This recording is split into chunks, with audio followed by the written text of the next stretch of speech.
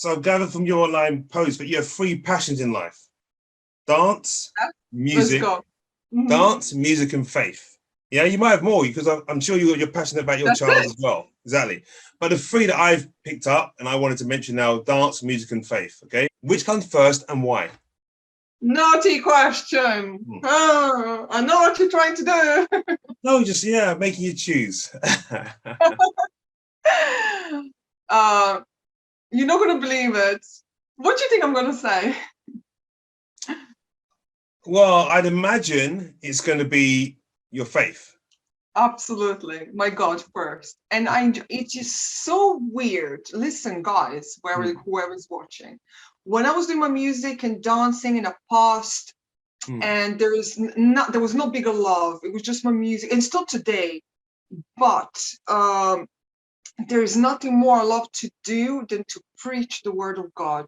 But you see, God is so kind. He has this gentle, he's leading us gently, that he still allows me to do my music. So it's not going to be like it's not like I'm going to lose myself and never do music again. It's just that there's nothing more that I like to do than to preach the word of God. It's just unbelievable, because if you know me before 12 years ago, it was only music. And it just shows that he lives in me now, and he wants me to proclaim the good message to the poor.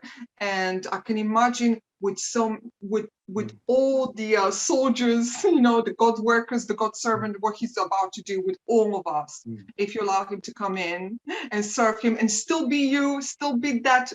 So much fun, never lose your music, never lose your dancing. And I love it. But God soldiers is my favorite. And you know what?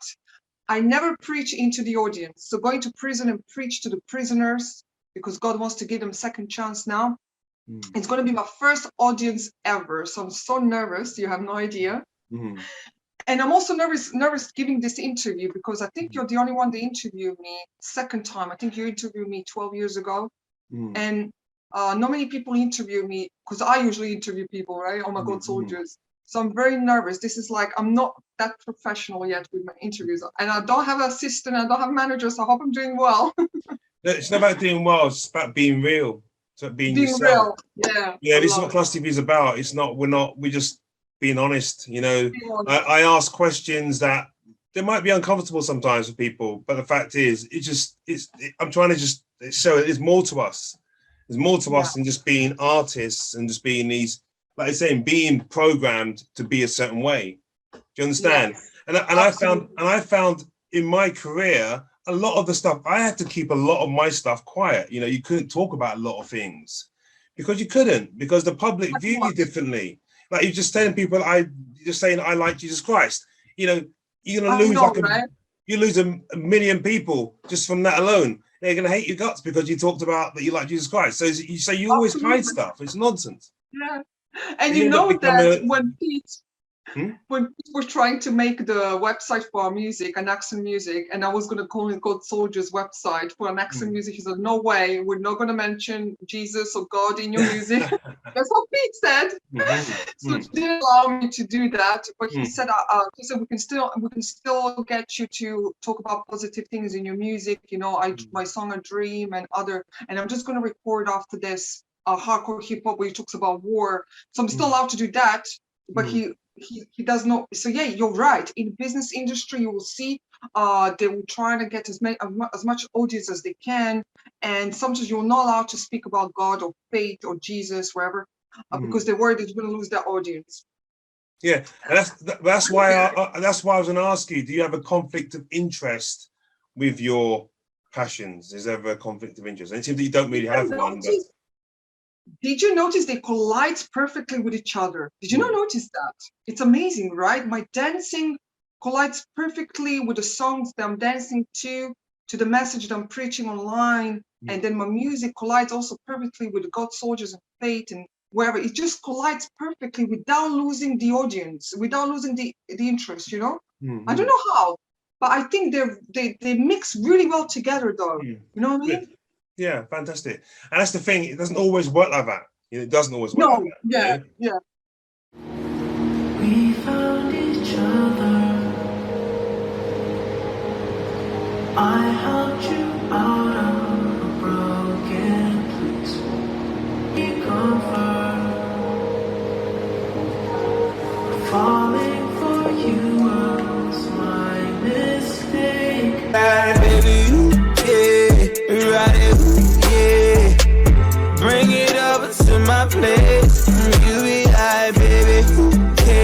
so I know you care. Bring it over to my plate. You don't know what you need to me. Your body lightweight speaks to me. I don't know what you need to me. Your body lightweight speaks to me. It's nice that you've been able to make that work, you know, that kind of organic thing Because happening remember here. 12 years ago when you interviewed me and we were talking about the youngsters, this is all, that's what it is. I haven't really changed. It's just I know the word of God much better now, more equipped, I have more knowledge so that I can pass it on to the next generation. Because you know, many people, even those who are watching right now, they didn't have much direction in their lives, either from their parents, their circumstances in their lives.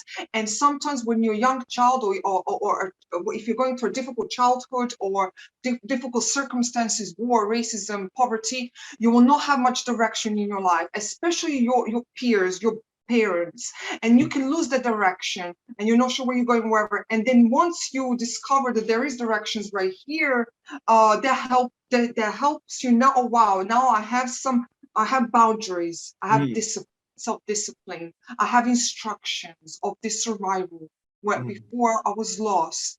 I wasn't sure who to believe. I was betrayed many times. I was rejected many times. I was hurt many times. And now I have not even sure who to believe. I cannot even believe my leaders today. I lost that trust.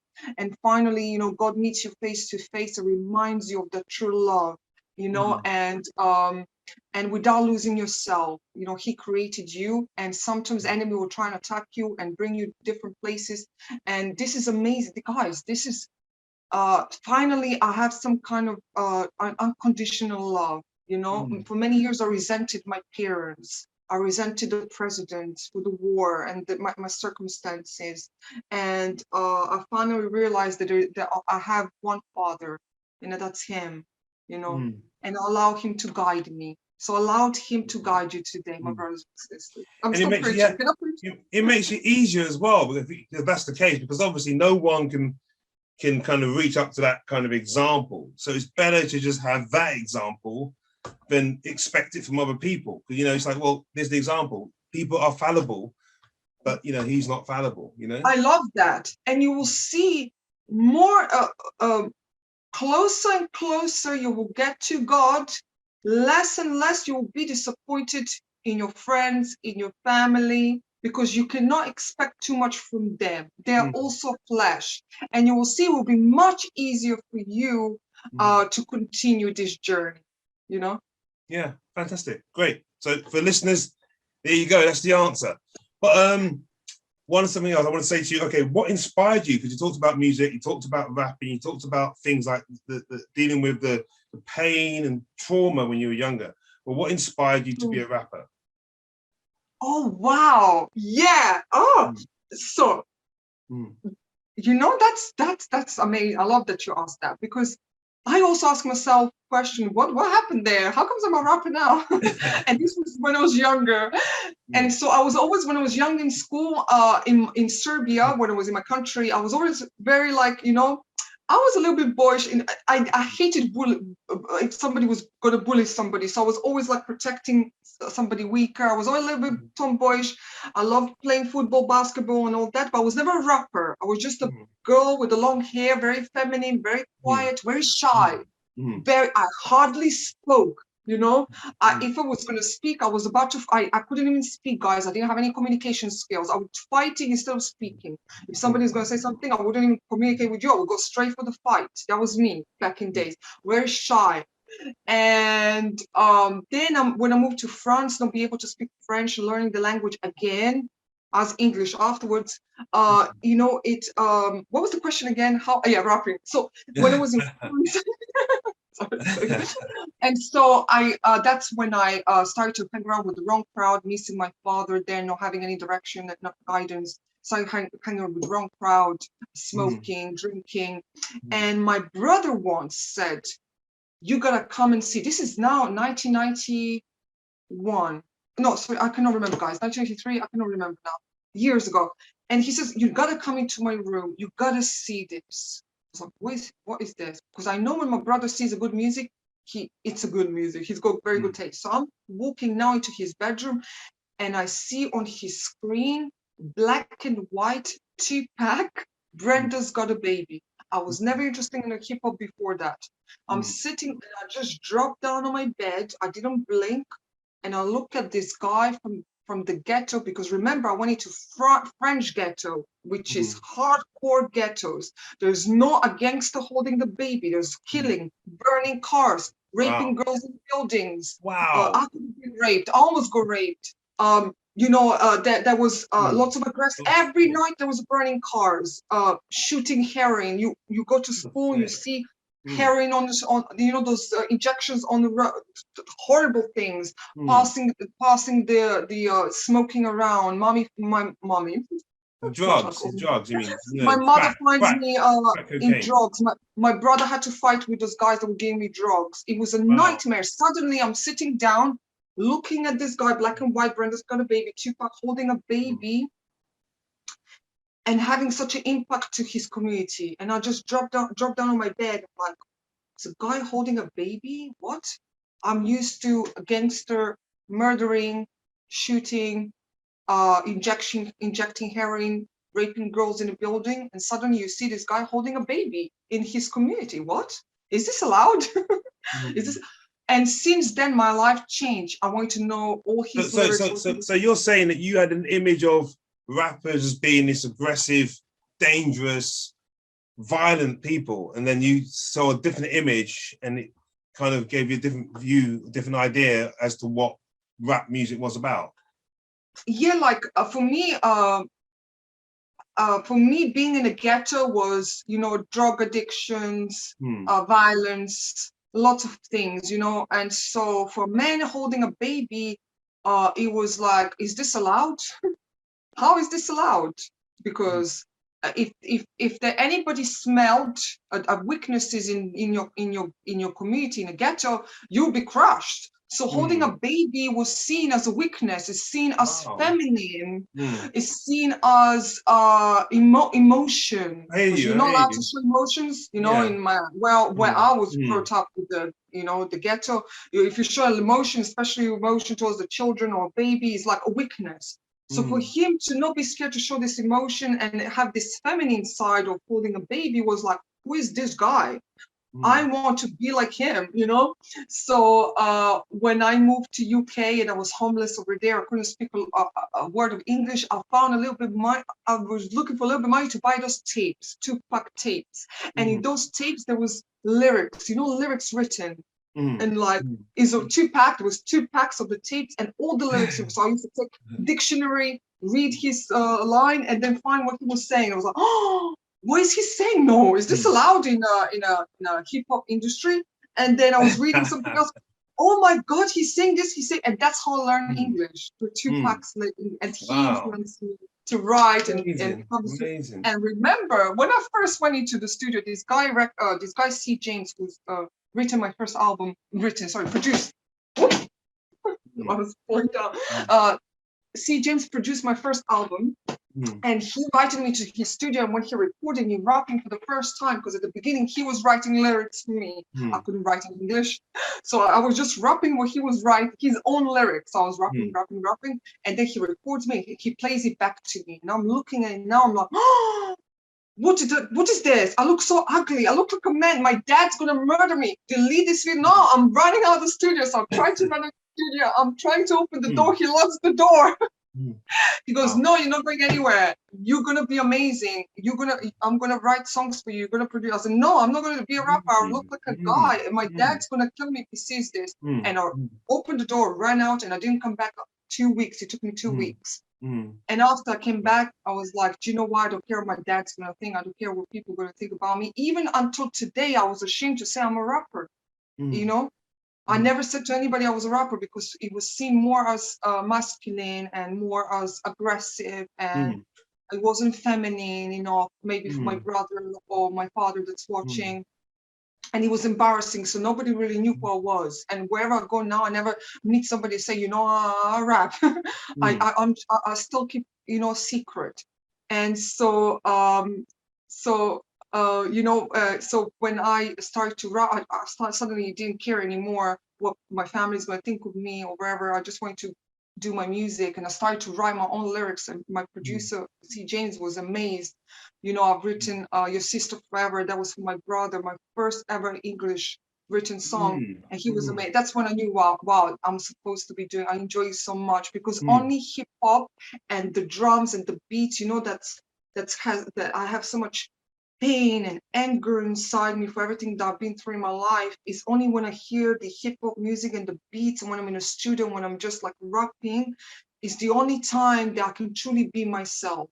Better that than to be angry in real life or keep fighting or resent my parents, you know. So hip hop really gave me the chance to be myself and escape the reality. And just it sounds a bit like, everything you're saying, it sounds a bit how punk used to make people feel back in the day. Yeah. You know? Punk music. People used to express themselves through punk. I love rock. Are you kidding me? I love it. Yeah, but the only difference is a rock star. Yeah, but the difference, but the difference in punk and rock, punk and hip hop, or not even hip hop, rap, was that punk was anti-establishment. Punk was directed at the government, against the system. It wasn't directed at the people. It wasn't directed at communities or specific people. Whereas rap music or gangster rap or whatever, or drill, whatever, it's directed at individuals. And that's the difference. Do you know what I mean? So. And remember, the hip hop, when it first started, it was a stage for the youngsters, for people from the streets to express themselves, because the government did not want to hear the communities at that time. They were trying to fight for the change, and nobody was hearing them. So when the DJ was breaking down the beats, that's how the hip hop was born. And then people used that opportunity to express themselves, to have a voice. Because it was easier. It was easier than singing. And people gave us the voice. But what happened now, as you see today, 2022, even hip hop has been sold to devil. Many more hip hop artists now are seen promoting pornography, guns, gangs, aggressiveness. In France, not so much. If you listen to French hip hop, is amazing. Lyrics are all positive, even in UK. But in America, lots of hip hop artists are now. Look at what's happening with female, for example, compared to MC Lyte in the past. Who was an amazing artist, female artist, and then now seeing all this, my sisters, especially sisters of colors, selling themselves sexually on the stage, brothers carrying guns, drugs, alcohol, gangster, and all that stuff. When you say selling yourself on stage, what do you mean? You mean the way they dress? You mean if that?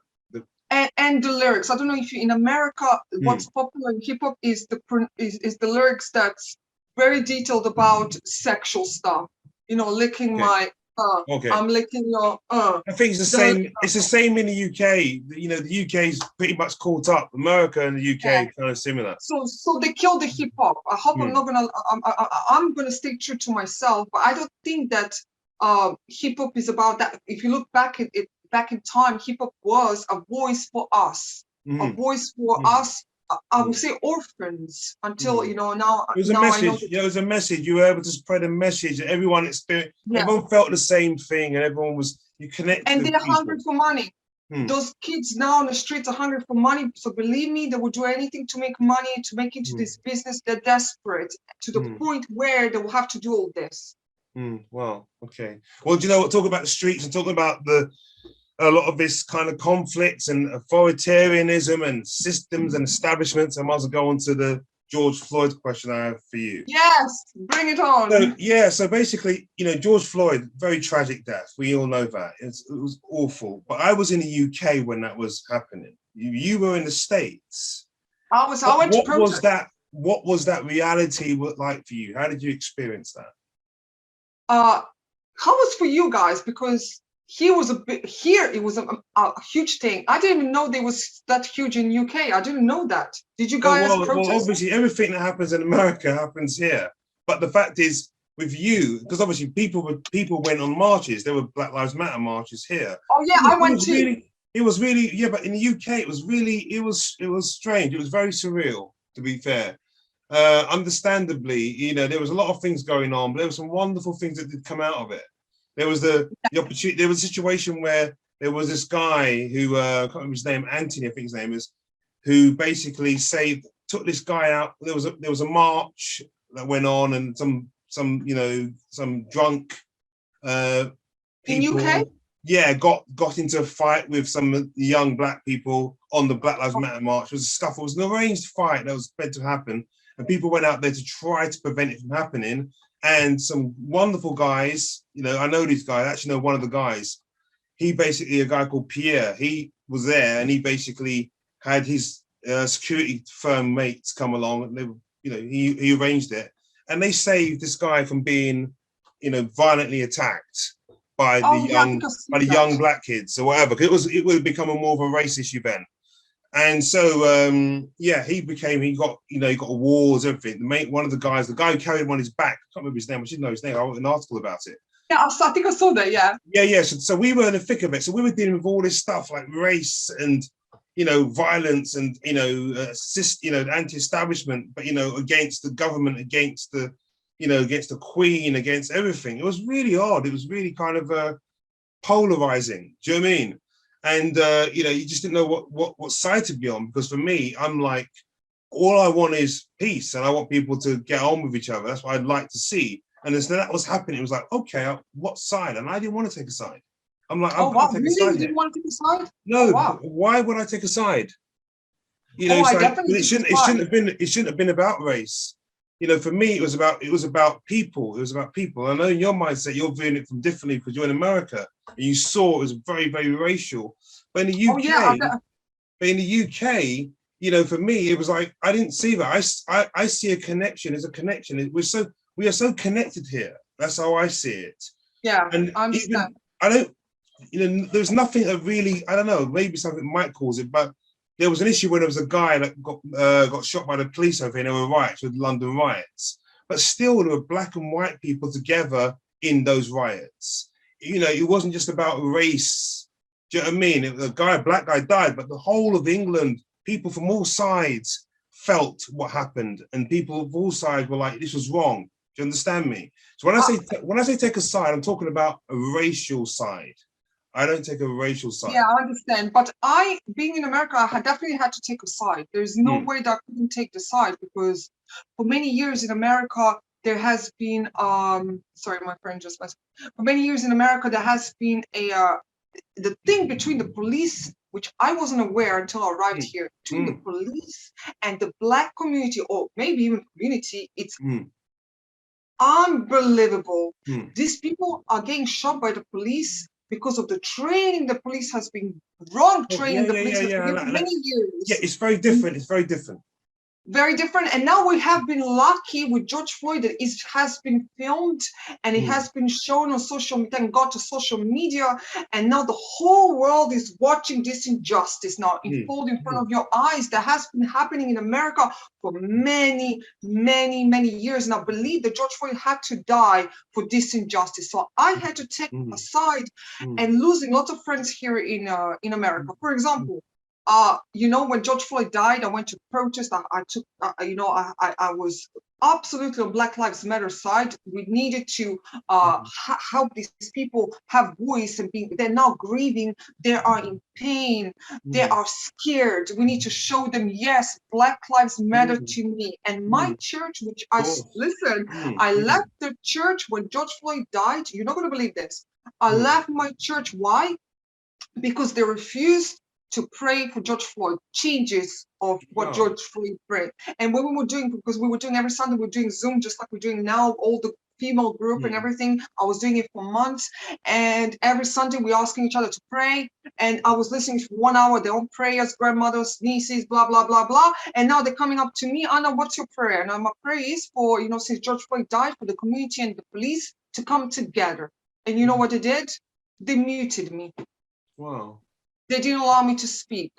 So I unmuted myself. This is funny, I muted myself and I said, you mute me one more time and you will never see my face again. I waited here 1 hour. I heard all your prayers. This is not my church we're talking about. All your prayers for your grandmothers, your children and everything, this is very important to me. I'm not asking just to pray for one side. I'm asking to pray for the police and community to come together, and you're muting me.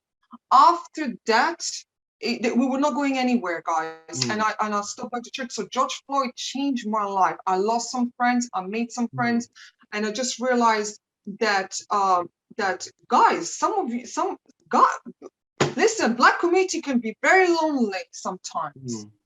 If I experience this, if I don't stand up for them, who's gonna say? All of us need to stand up for what's right. And this is now suffering for many years. People are grieving. People are scared.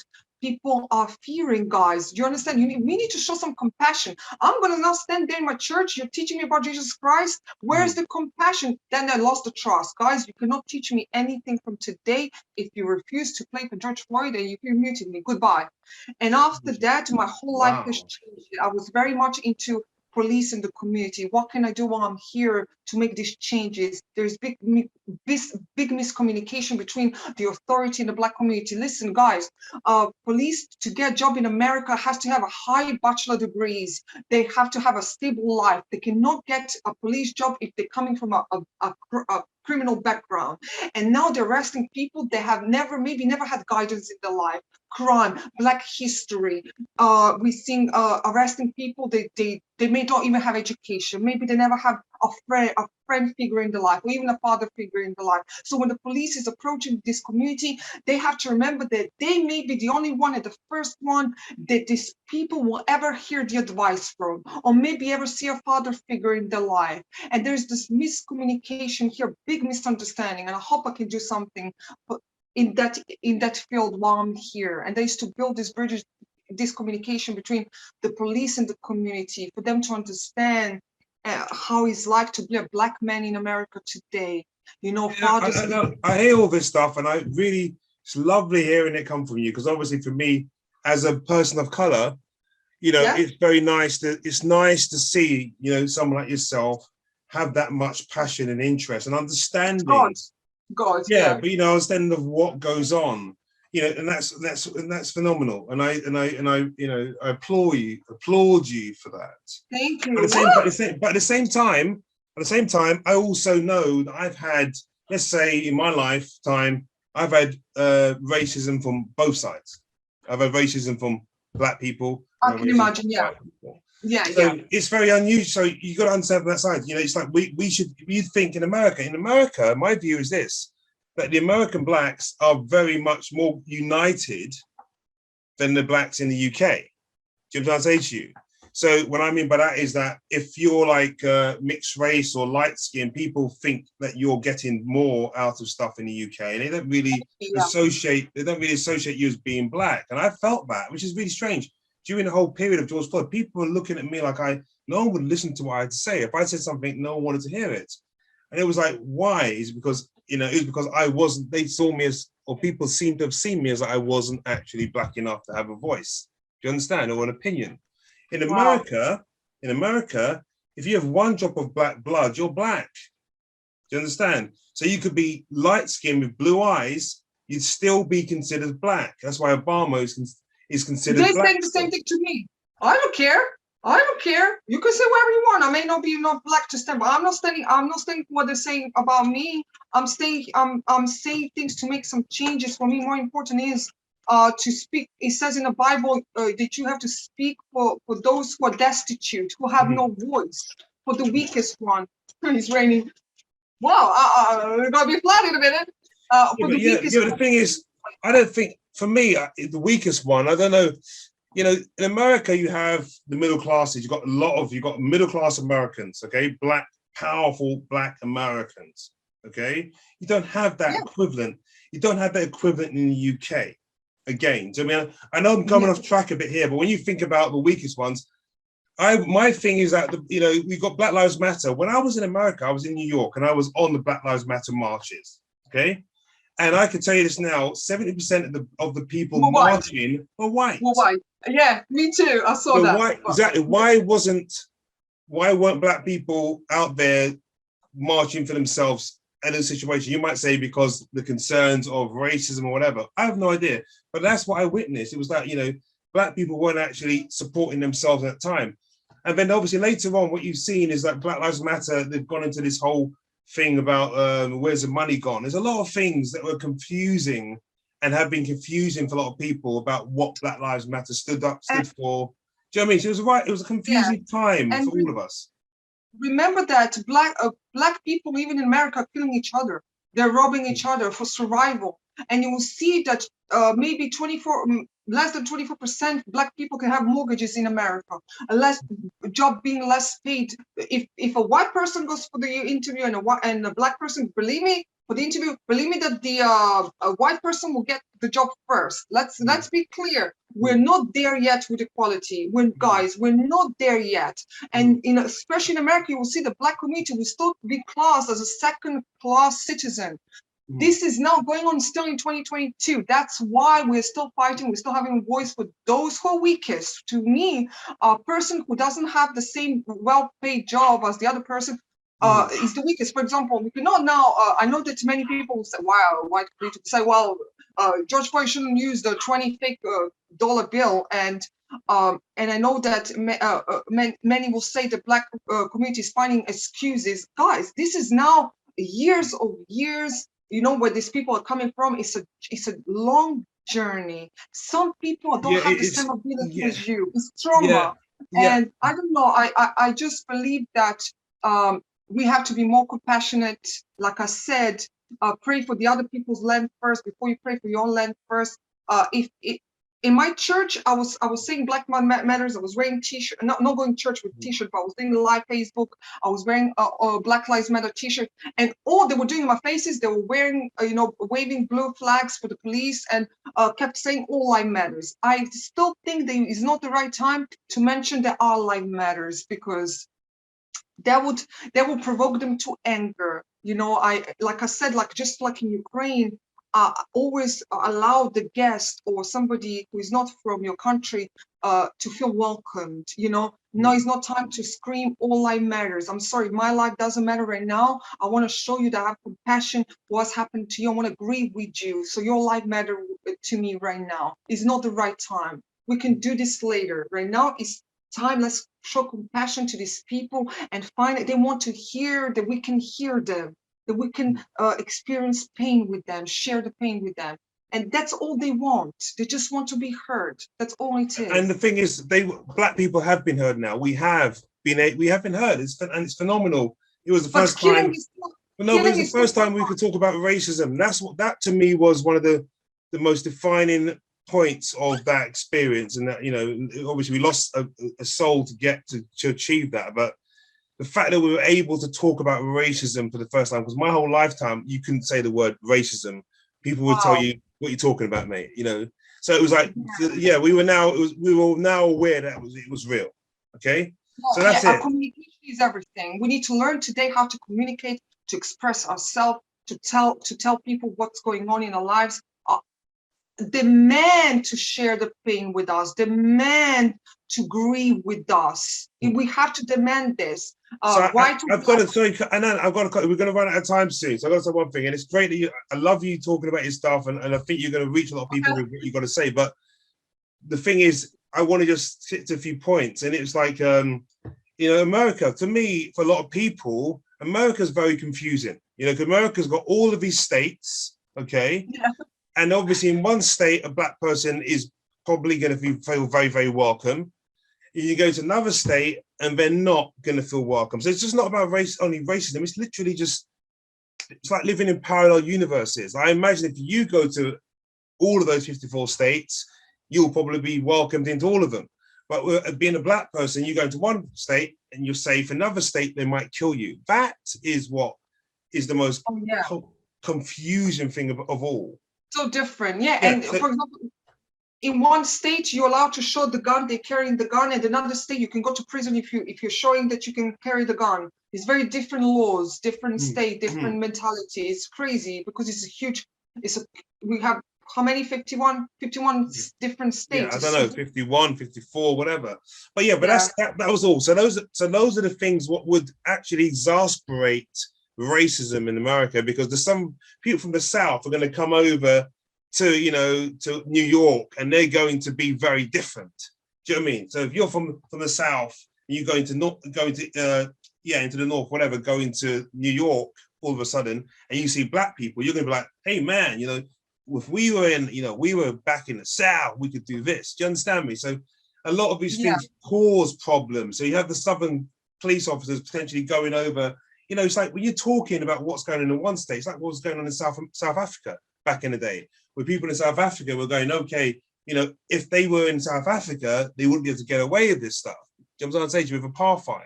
So it's confusing. And I remember growing up as a kid and knowing about South Africa, and knowing that when I met a South African person back then, they just would not like me. Nothing you could do about it. South Africa now is very different. But growing up as a child, I met a South African. Do you know what I mean? It was like meeting Hitler. Do you understand me? Yeah, I understand. So there's a lot of things that are very confusing regarding race, but I'm going to stay clear of that right now, because we've had a great talk about it. I want to stay clear of it for the last question. So I need to talk about you a bit more before we get off, before we lose our time. What's next in line for you with your music? What's happening, and what's happening with you? Anaxent? I'm definitely I'm recording right now a new video and I have to send it to Pete because he's pushing me to do more. So I'm definitely going to record more music videos. The album is out now on anaxentmusic.com. That's Pete deals with that.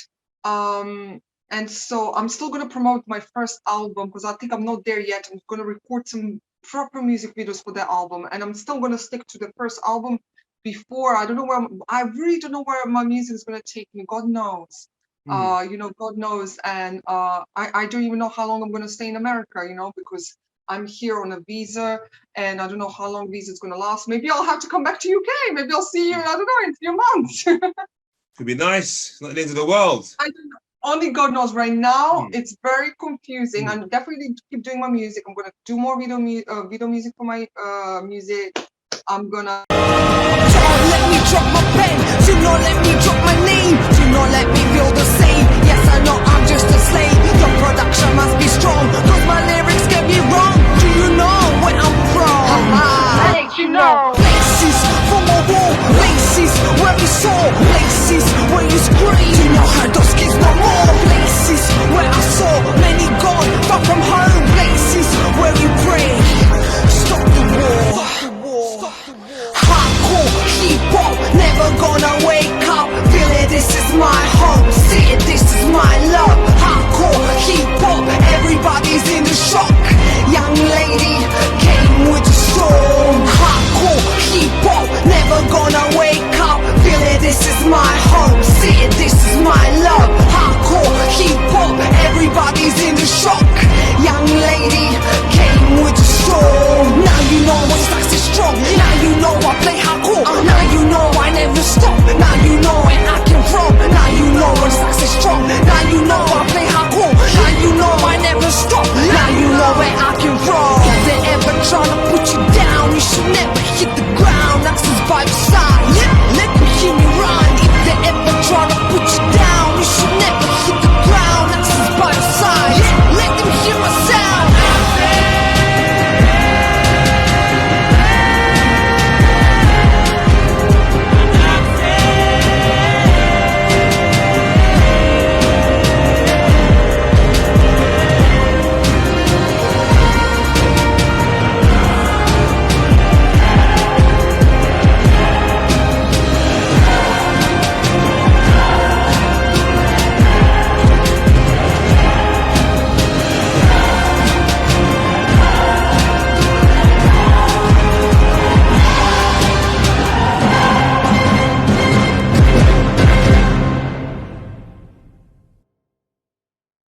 Had to talk about, and it was amazing. We had a long conversation because it's been a long time since we've actually spoke to each other realistically, properly, other than on Facebook and not. And that's the thing. Real connection is so important.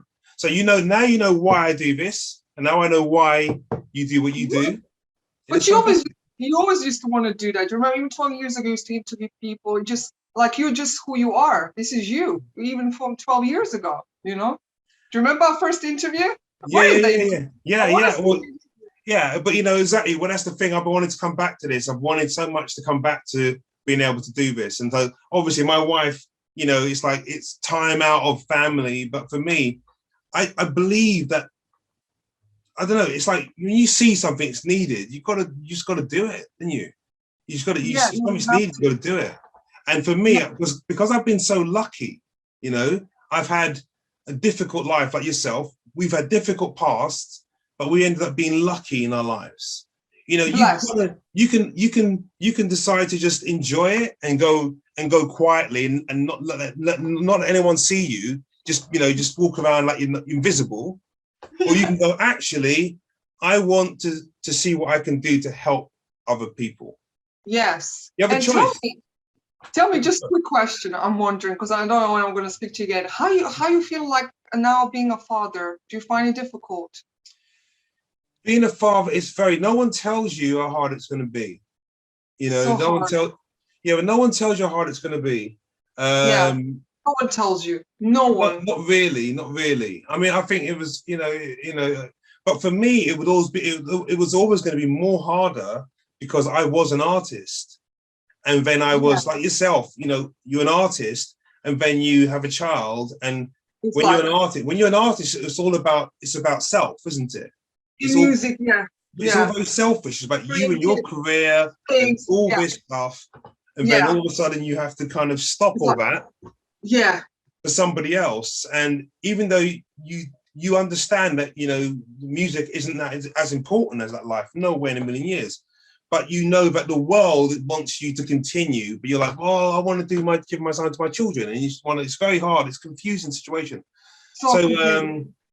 yeah, it's but one part I'll say is the joy of having children and having them in your lives and having them learn from you and see and be able to offer that love. That's the greatest thing, because I can, when I give my kids a hug at night, like I'm like now I'm gonna go up to bed and give them a kiss and say I love you. Do you know what I mean? Just those things, and pray for them. Yeah. Do you know what I mean? Absolutely. Do you know what I mean? Yeah. It's like every night I pray for my kids, every night, regardless without fail. So it's one of those things, it's like you know, you just think, well, it's all worth it because that's real. The rest of it isn't real.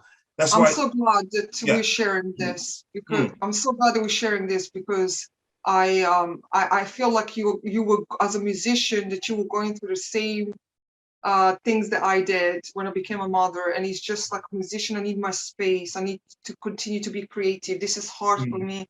This child now involved is like, whoa, slow down. What is this? And I'm still struggling, to be honest. I'm still like, you know, as a mother, as a Yeah, but female. your son's so young. My sons are much older now. Do Is you know it what I is it mean? easier? Do It's you know what I easier mean? now. No, well, no, it's no, but no, it's not. No, I've had more time to get it right. Do you know what I mean? To kind of to make the right choices. I was in America. Don't forget, I was in New York. I was doing music in the Caribbean. I was in New York. I had a manager out in the States. I left and I came back. You know, when I came back home, my kids were like, "Dad, don't go again." Yeah. So do you know Same what I mean? here. So I had to make, okay, all right, well, this is really Balance. affecting them. Do you know what I mean? Yeah. Yeah. So you got to get it right. You got to get the balance right. And it's great when if you're not hugely famous, it's a lot easier than being hugely famous, because at that point, the industry is going to take you out anyway. There's nothing you can do. Do you know what I mean? The industry is going to grab you and then push your kid away in many ways, because they're going to be like, we need your mummy. So you got to, it's nice to just have it on a nice chilled level. I mean, I wasn't so famous. So it was like, okay, I could then just walk away realistically. Yeah, there are people Easily. going, Mark, Yeah. where are you going? Why are you going? But the world, I'm not connected to the world in that way where people were missing me that much. So Yeah. you know, my kids need I me. know God told me the other day, be careful of that fame. It can be very, very dangerous, you know, of the fame. And yes, sometimes we are blessed that we have this slow, like we can do changes without people witnessing wherever. So yeah, I agree with you 100%. And I'm glad that you shared that with me, because as a musician, I was really struggling for someone to take that space away from me, being a mother, being a female, when I need my space to be creative. And I thought I was the only one. I thought I was the only one being so, you know, I need my space, you know, I want to continue to create. And being a mother was a big traumatizing experience at the beginning, because it's such a huge change, you know. And so yes, I'm glad that you shared that with me. I know that your father and everything. I know he's a bit different, but I thank God, my husband does lots of things. He's very full on with a child, and I still have time to do as a mother, as a female, time to do my God soldiers and music and everything. But yeah, it's a huge change. It's a huge change, giving up that space and that time. For me, was it is. Most people, that's it. Most artists don't have children. That's the thing. Yeah. A lot of artists, they don't have kids. Or if they do, they have nannies. Well, they're rich. They're really rich, but a lot of them don't have the kids, so they just don't have that issue. They can continue. And a lot of my friends are gay as well, so they don't have this to worry about. I'm the one who's going home to kids, and do you know what I mean? And the responsibilities, and they can still out doing what they do. You just reminded me. See how God is speaking right now. When I told you that, I forgot the question, important question. You said, well, if it was important, you will remember, right? And I just remember because you mentioned gay, and that was my thing. I was going to say something about gay. I know that when I was looking after the kids during my study time, I was looking after the children. And one boy who was only 9, he just turned 9, came up to me and told me he was gay, and at 9 years old, just maybe turning 9. So, being a Christian and, Jesus came here for those who are meek, with no voice. I'm definitely want to represent my God in good way. That God loves everyone, and the Spirit is available to everybody, to every single person that's watching right now. And that we should stop, criticizing gays, and just preach the word of God with love, without pointing the fingers, because I know that most of the Christians today, it is so painful to watch crossing the flag of the gay flag, and I think this is unnecessary. And I definitely don't want to present my Lord in that way. Lord loves everybody. Lord accepts everyone, and He's available to everybody that's watching right now. Fantastic. Yeah, absolutely. So yeah, that's so right. much. Yeah, it's an equal, we should have a nice equal world. Yeah. And as with Cluster View is all about everyone, man. That's the whole point. We've got religious groups, you've got every single thing on their music or whatever type of stuff. That's the thing. We are, we're not a place where it's about just one type of thing. It's about everyone's views. Amazing. And there's enough for everybody, and we're not judging in that. Well, I don't know. I don't judge in that way. And we hope we'll have a community which is better understanding. That's what we're building. So keep supporting what we're doing. Yeah. Thank you for being part of what we're trying to build. Thank you so much. Yeah. Trust you. Woo! Yeah. Love God bless and keep you. All right. You take care. Thank you for everything, Anaxent. You take care. Speak soon.